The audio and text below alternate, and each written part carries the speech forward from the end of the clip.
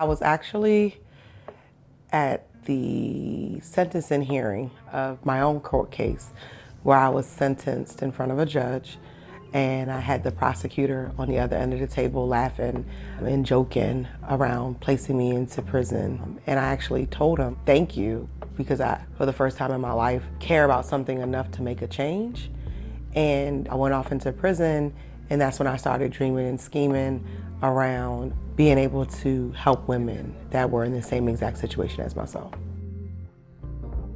I served 2.5 years incarcerated, and for 2 Mother's Days, I did not get to see my sons. I have a 21-year-old son and a 17-year-old son. At the time, they were around 16 and 12. I wasn't able to spend that time with them. And time is one thing in this world that we can't get a refund on.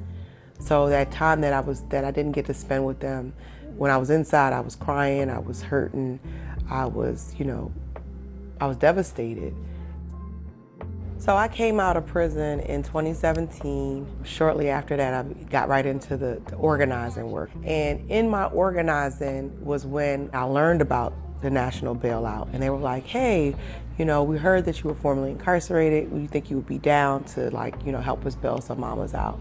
I was like, well, they kept me in a cage for 2 years. But if I could get 1,000 mamas out of a cage for Mother's Day, that is the only thing that can bring me solace. That's the only thing that's close to refunding that time that I didn't get to spend with my sons.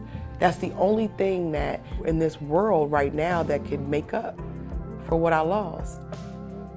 I was following the case of a police officer who, around the same time that I had gotten sentenced, had been sentenced for the same exact quote-unquote crime as me, and she received 6 months in jail, and I received 8.5 years in prison.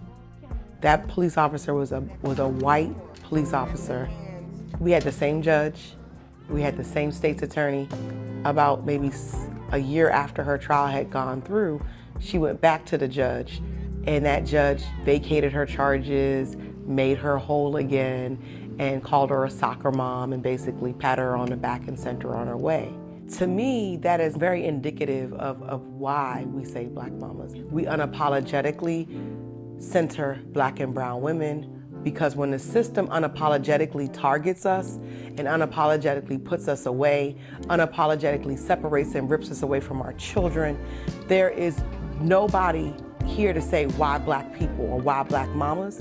So we are stepping up very boldly to say that the time is now for us to focus on Black women. We really don't care who likes it, who doesn't like it, or who has a problem with it.